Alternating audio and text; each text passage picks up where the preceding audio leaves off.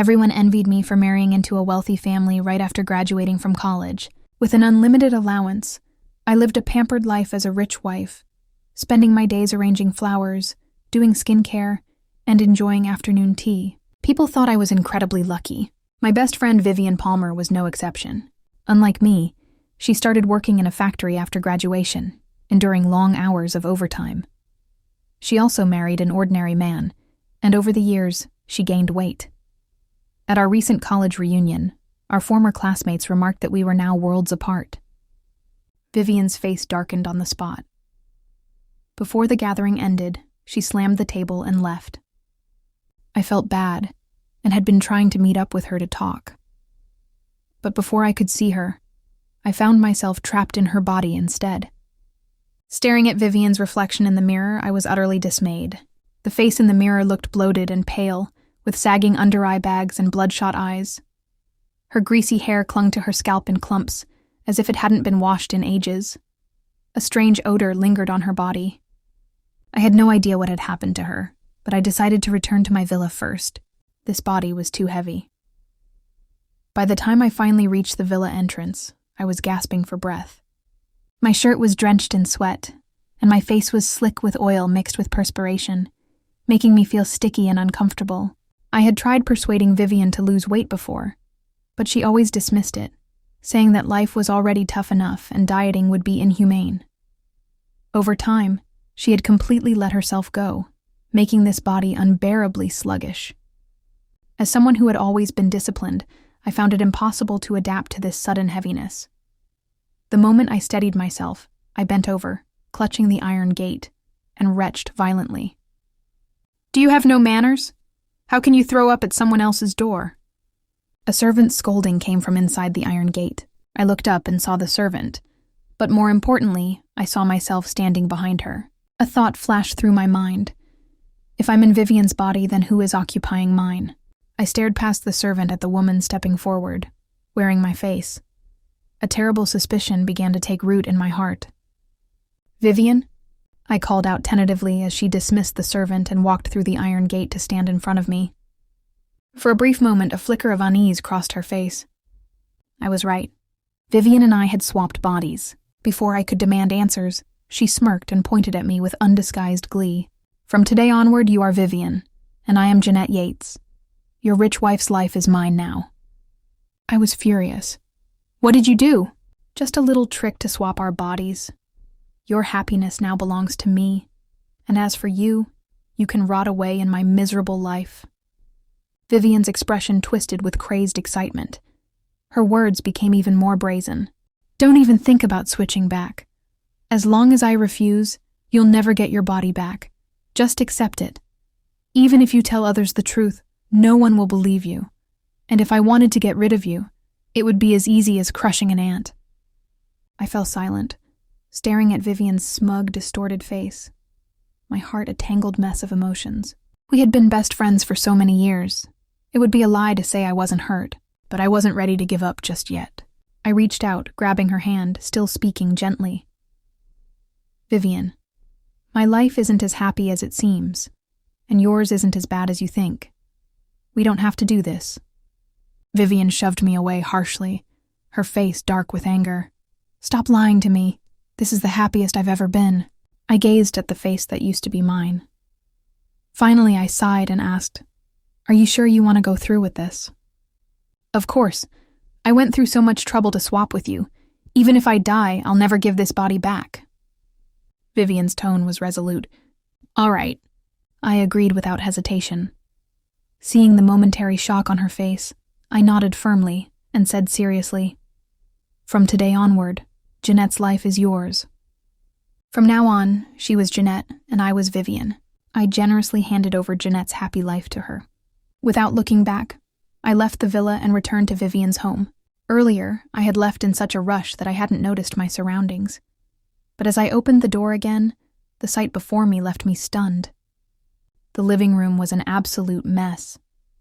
Takeout boxes of all sizes covered the table, clothes and socks were strewn across the floor, and chairs were toppled over. The entire room looked like it had just been hit by a disaster. At that moment, I finally understood what Vivian meant when she said her life was rotting away. But life is shaped by one's own choices, and I would never allow my life to become a complete wreck. I rolled up my sleeves and bent down to clean. For the entire afternoon, I ran up and down the apartment 7 or 8 times, finally managing to clear out all the trash. By the time I was done, the sky outside had already darkened. This body was indeed heavy. After a full day of work, I was utterly exhausted.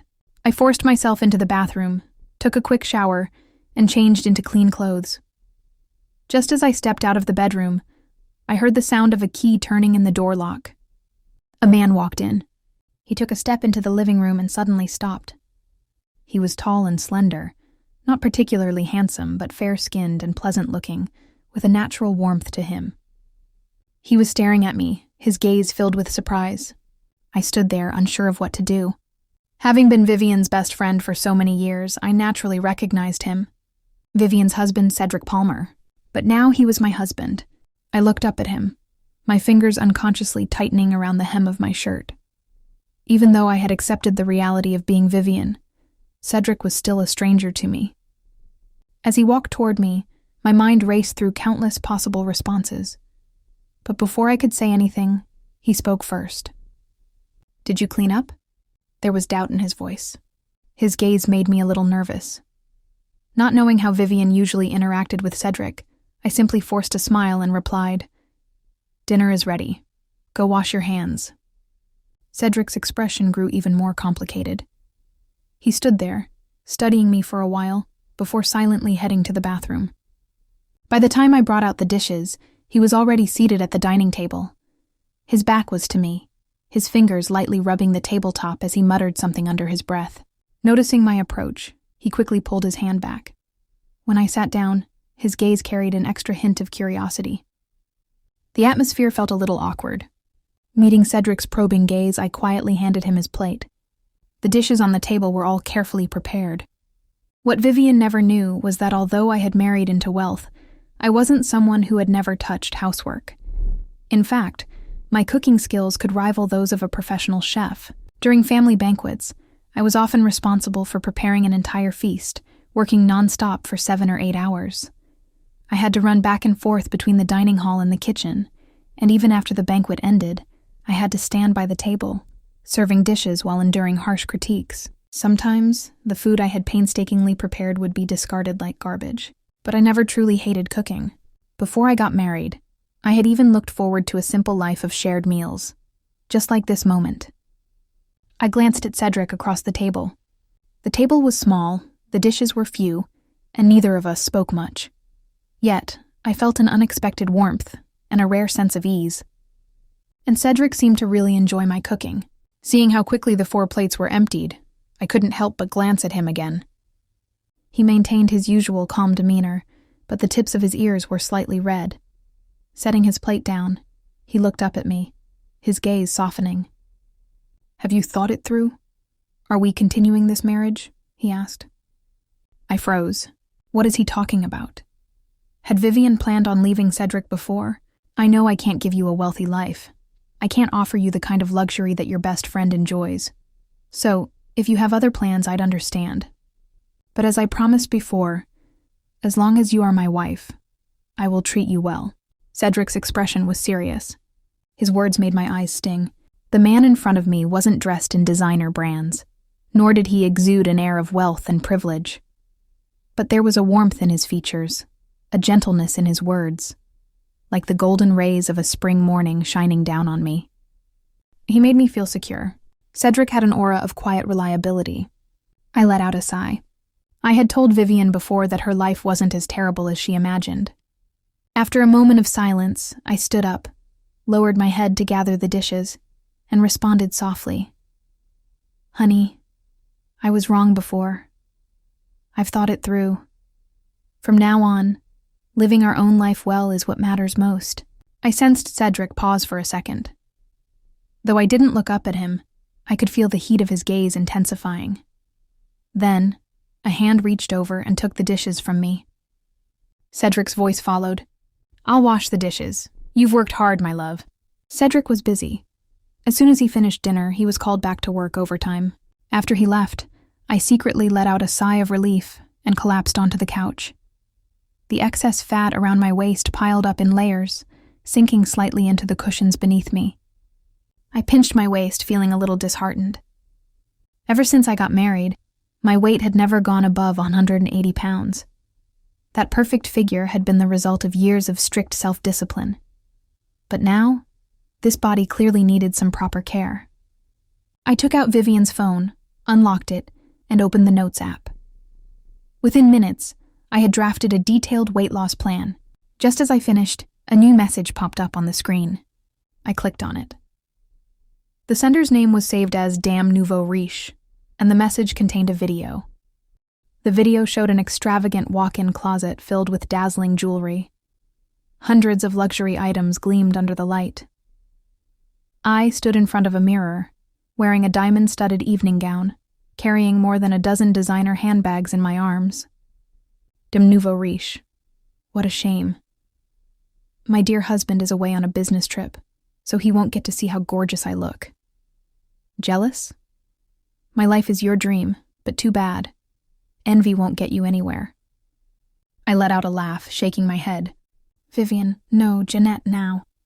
If she loves this dream so much, she can keep living it. My eyes flickered with mischief as my fingers tapped swiftly across the screen. Cherish the present while you can. After hitting send, I immediately blocked her, tossed the phone aside, and lay back on the couch. Closing my eyes, I fell into the first deep, restful sleep I had had since getting married. Even though it was Vivian's body, my internal clock was still the same. At 6 o'clock the next morning, I woke up right on time.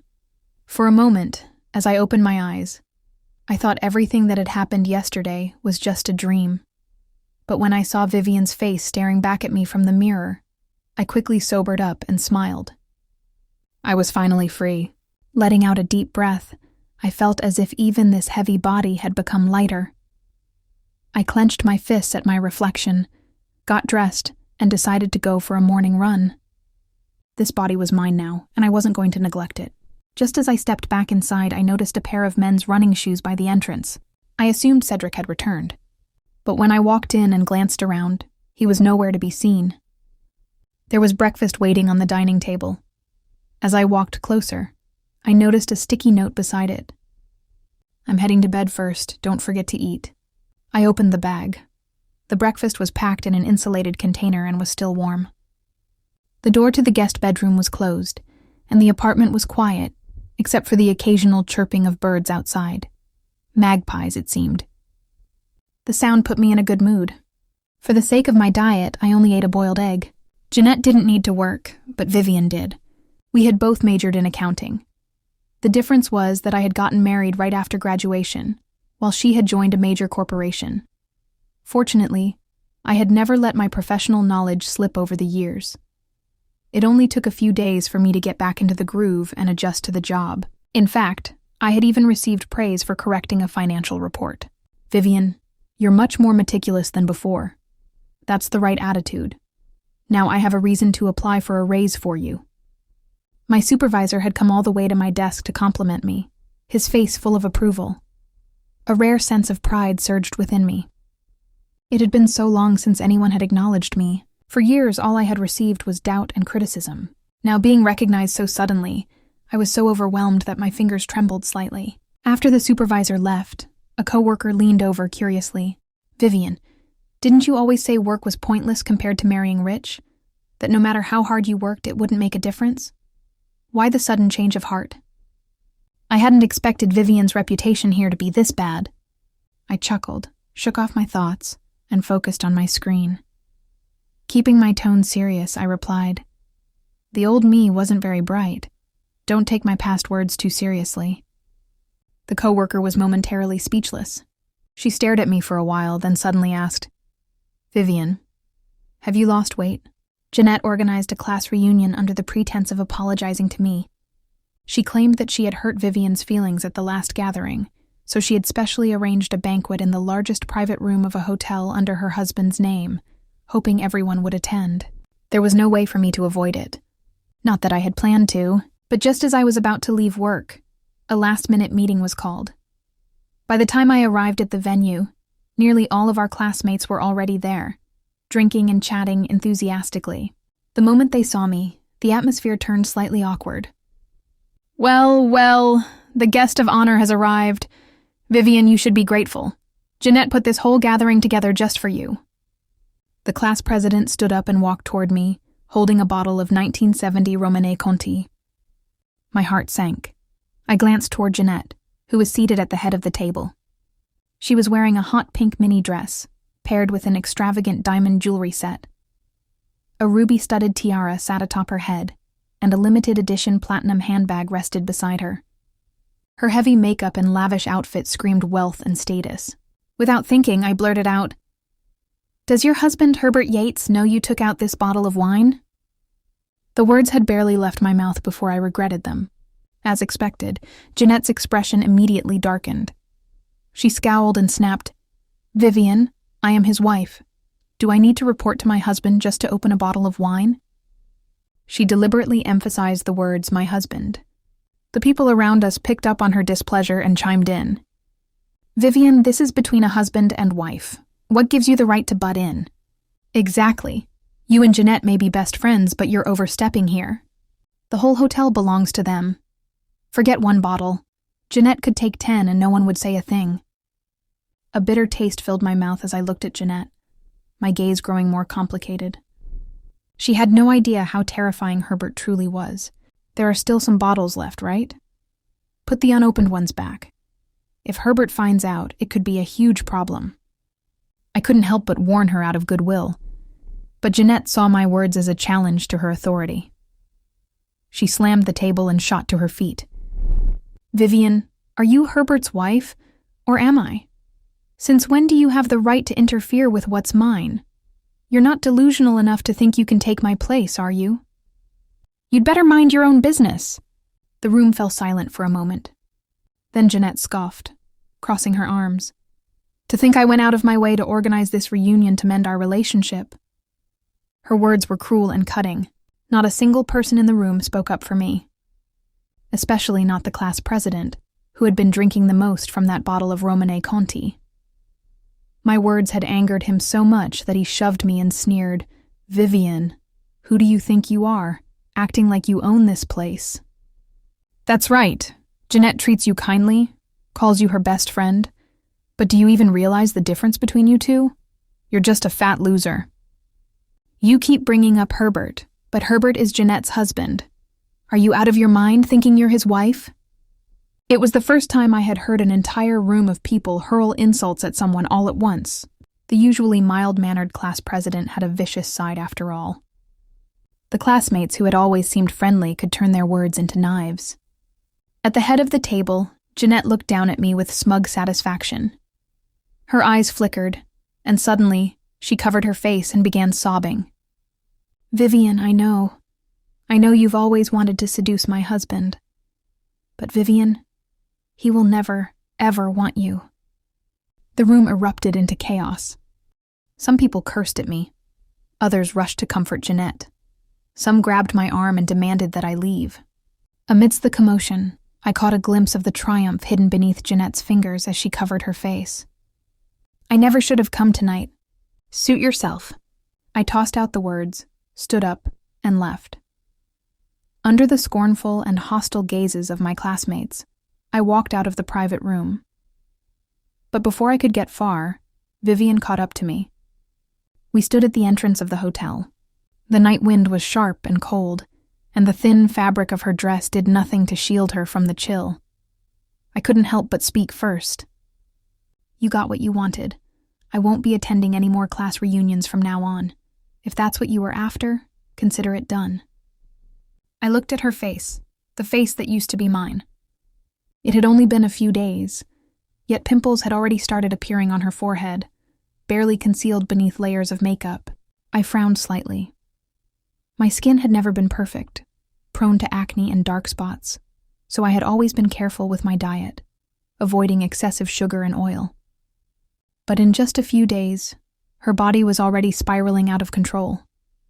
She was clearly indulging herself, eating and drinking without restraint. This time, though, I said nothing. I stepped past her, ready to hail a cab and leave. You think I need your permission? Everything I have now I earned with my own abilities. She grabbed my arm, her voice low and bitter. Stop pretending to be so calm. You must be furious right now, aren't you? Your jewelry, your designer bags, your husband. Herbert is so handsome, isn't he? But now he's mine too. If you want him, take him, I said coolly, turning my head slightly to glance at her. Just don't come crying to me, begging to switch back someday. Like hell I would ever regret this. Vivian laughed as if I had just told the most ridiculous joke. She stared at my face, then let her gaze sweep over my plump body.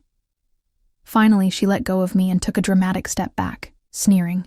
Even if you begged me on your knees, I would never give anything back to you. That was exactly what I had been waiting for. I smiled slightly and turned to leave. But just then, I unexpectedly saw Cedric standing at the entrance. I froze. He was standing at a distance, so I had no idea how much he had overheard. Even Vivian, who had been so arrogant moments ago, suddenly looked uneasy when she saw him. Cedric remained composed. He walked toward us at a steady pace. When he reached me, he leaned down and adjusted my coat, tucking it in closer. His voice was soft. You said you had a class reunion. I happened to be nearby. Is it over? I nodded. Without hesitation, he took my hand and led me away. Neither of us spared Vivian another glance. Maybe it was because of the Romane Conti that Vivian had brought out tonight, but I couldn't help thinking about the past. This wasn't my first time hosting a banquet. The first time was right after Herbert and I got married.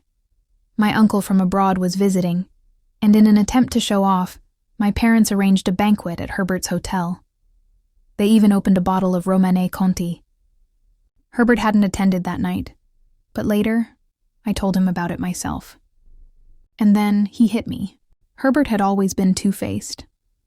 On the surface, he was refined and courteous, but in reality, he had a terrifyingly violent temper. That was precisely why high society families refused to marry their daughters to him. So instead, he chose me, a girl from a middle-class family. Timid, easy to control, easy to manipulate. That night, if his mother hadn't heard the commotion, Herbert might have beaten me to death. But even then, she didn't take me to a hospital. She simply called the family doctor to patch me up and forbade me from leaving the house for days. At first, I didn't understand why a single bottle of wine had sent Herbert into such a rage. Later, I realized it was never just about the wine. If I was a second too slow in bringing him his shoes, I got hit. If my outfit didn't please him, I got hit. If I wore any jewelry or bags from the dressing room without his permission, I got hit. Herbert didn't want a wife. He wanted a puppet. A perfectly polished, flawless trophy for the public eye. My skin had to be pristine. My figure had to be immaculate. If even a single mole appeared on my face, it had to be removed. I had mentioned divorce before.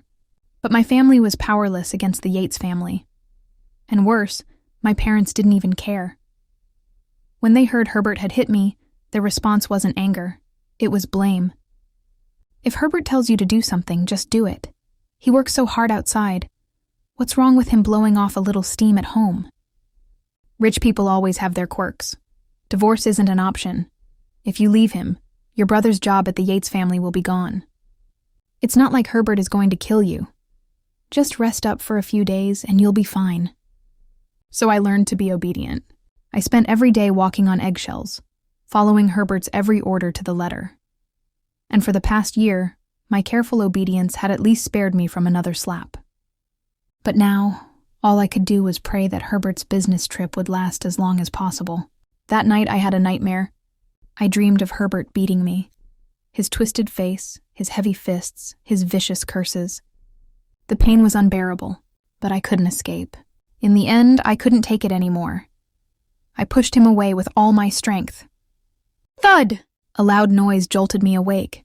I opened my eyes to find Cedric on the floor. My heart clenched. I watched as Cedric sat up, rubbing his waist. In the dim light, his tall frame seemed even more imposing. His face was unreadable, and his presence made me tremble with fear. As he stepped closer and reached out his hand, I instinctively curled into a ball, my voice trembling. Please, don't hit me. In the past, even the slightest accidental touch in my sleep would wake Herbert up, only for him to drag me out of bed and beat me. Are you okay?" A warm hand gently cupped my face. Then something cool pressed against my forehead. Cedric checked my temperature, his voice impossibly gentle. "You don't have a fever. I'll get you some water."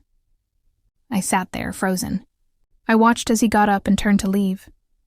Without thinking, I reached out and grabbed his sleeve.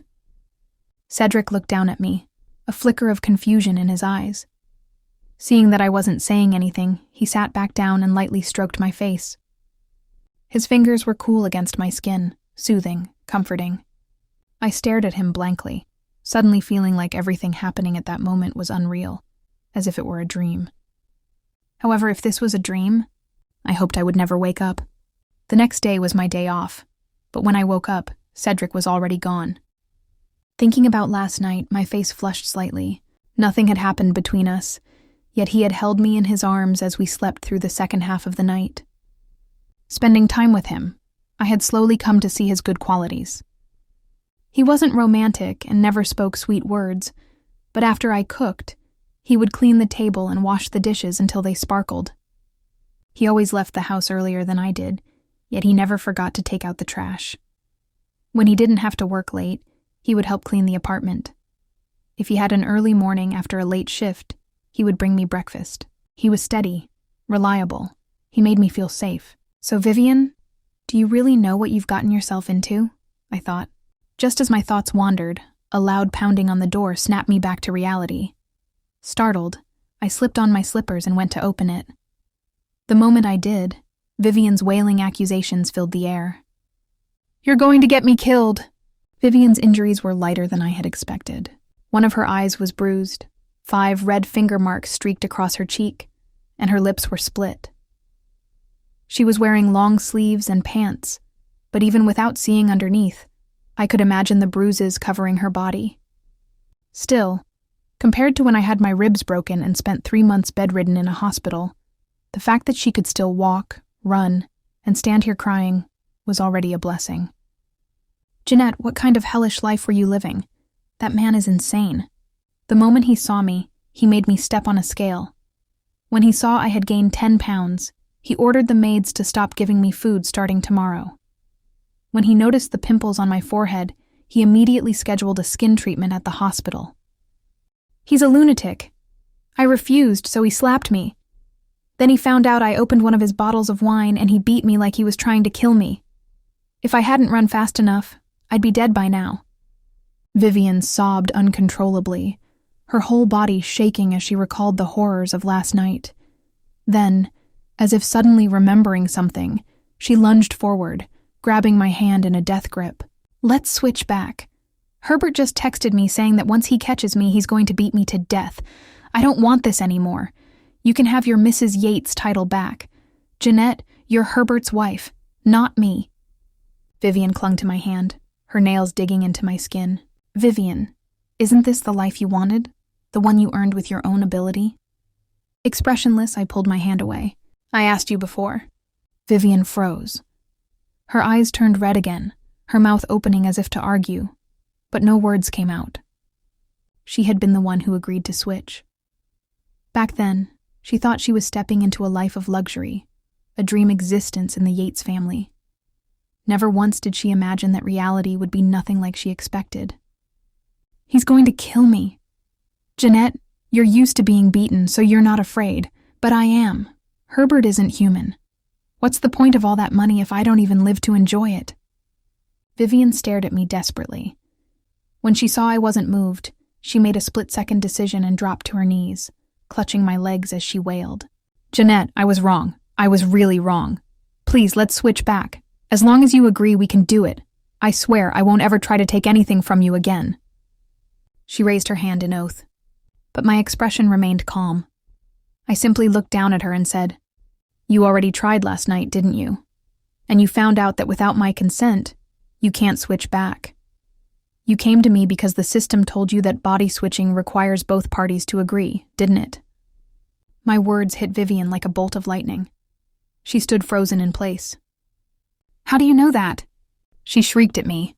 I watched her unravel, my expression calm. Because the system once approached me too, asking if I wanted to switch bodies. I refused. At first I wasn't sure. When the system came to me, It said it could help me escape my miserable life. But I rejected the offer. I couldn't bear the thought of some innocent girl being forced into my body, having to endure the darkness and suffering in my place.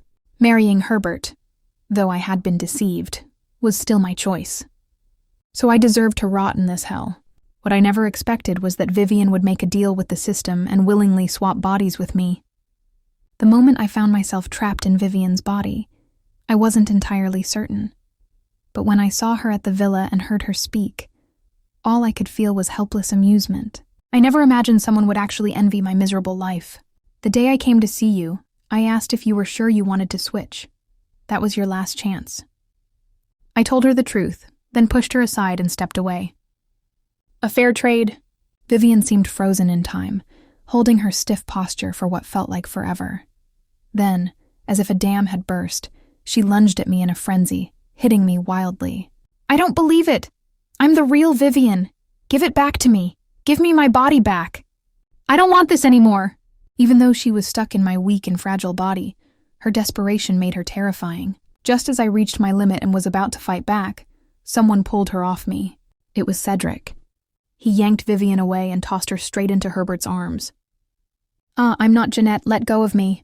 The moment Vivian saw Herbert, she went completely hysterical, screaming at the top of her lungs. However, due to certain rules of the system, she was unable to speak about the body swap. No matter how hard she struggled, the truth refused to come out. In public, Herbert always maintained a gentlemanly facade.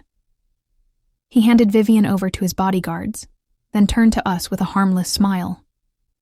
Apologies. Jeanette has been under a lot of stress lately, and her mental state hasn't been great. She even hurt herself, causing trouble for you all. Hearing this, a chill ran down my spine. I was no longer the victim, but watching all this unfold still made me shrink in fear. Cedric helped me up and pulled me into his arms. His voice was cold as he spoke to Herbert. In that case, keep a better eye on her. I don't ever want to see her again. Vivian was taken away by Herbert. Watching her get dragged off, I felt a twinge of guilt. Although Vivian may not have deserved my sympathy, I could imagine how terrible her fate would be in Herbert's hands. She really might not survive. This was her choice, Cedric suddenly said. I looked up at him in disbelief, struggling to find words. He hadn't said much, but I was sure now he knew. He knew I wasn't Vivian, and he knew the person who had just been screaming wasn't Jeanette.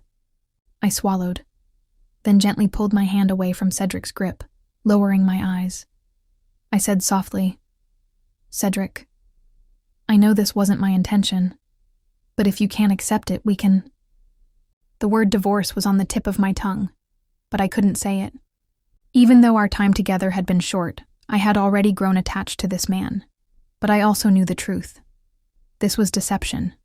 It wasn't fair to Cedric. I can't accept it. Cedric cut me off, but before I could react, he reached out and took my hand again, his grip firm and unwavering. But this wasn't your intention, and it wasn't mine either. We're like two people suddenly forced together by fate, expected to accept this reality. But in truth, it's unfair to both of us. I was at a loss for words. The moment I became Vivian, I decided to live her life. But for Cedric, his wife was supposed to be Vivian, not Jeanette in Vivian's body. I looked at Cedric, reluctant sadness creeping into my heart. Still, I forced a smile. I understand, So would you be willing to let me pursue you? I froze. Cedric's expression was serious. He held my hand tightly, his gaze steady. Let's start fresh, get to know each other properly, and spend the rest of our lives together. 1 year after becoming Vivian, after successfully losing weight, Cedric and I took a new ID photo together. Under the excuse of replacing our marriage certificate, we swapped out the old one. Cedric said that this meant we were truly married now. I thought he was being childish, but I went along with it anyway. This past year had been peaceful. Our relationship wasn't fiery or passionate. It was slow and steady. Cedric picked me up after work. We went grocery shopping together, cooked dinner, and curled up on the couch to watch movies we both liked. On weekends, we would find a reasonably priced restaurant for a meal, then take a walk through the city. It was a simple life. Some might even call it dull, but I loved every moment of it. Later, my dedication at work paid off, and I received a promotion. Cedric also climbed the ranks at his company, eventually becoming one of the partners. Our lives kept getting better. The next time I heard about Vivian was through the news. The Yates family business had collapsed. Herbert was arrested on multiple charges, and the entire Yates empire crumbled overnight. And the long-forgotten Mrs. Yates was finally mentioned again. For the past year, she had been locked in the basement of the Yates family's villa. She had kept insisting that she wasn't Jeanette. But the Yates family couldn't allow their matriarch to be seen as a lunatic. Since they refused to send her to a mental institution, they locked her away instead. But even that didn't spare her from Herbert's violent outbursts. By the time she was rescued, she was covered in scars, and one of her legs had been broken. In the end, she was sent to a mental hospital. Later, I went to visit Vivian at the mental institution. When I saw her again, she was wearing a white hospital gown, curled up in the corner of her room. She kept knocking her head against the wall, her eyes vacant as she muttered to herself. The moment she noticed me, her gaze sharpened. She scrambled to her feet and lunged at me, but the thick glass between us stopped her from reaching me. All she could do was claw at the glass like a trapped beast, her face twisted in rage. A wave of sorrow washed over me. She was even thinner than before, to the point of being unrecognizable. Though her broken leg had been surgically repaired, it still looked unnatural. She stared at me with unrelenting hatred, her eyes fixed on my now slender face and my slightly rounded belly. Slamming her fists against the glass, she screamed over and over. "This was supposed to be my life. It's mine. You stole my body. You will never end well." Her gaze was venomous, as if she wanted to tear me apart. I gently placed a hand on my belly and said calmly, "Vivian, you still don't understand. No one can steal another's life. The life you live is the one you choose for yourself." With that, I turned and walked away. As I stepped out into the hallway, I saw Cedric waiting for me at the exit. I walked up to him and asked, "Have all the fees been settled?" He nodded, reached out to support me, and guided me forward. "Thank you," I suddenly said. He stopped in his tracks and looked at me with warmth in his eyes. I continued, "Thank you for gathering evidence against Herbert and rescuing Jeanette from the Yates family." Cedric was briefly stunned, then smiled softly and said, "Let's go home, my love."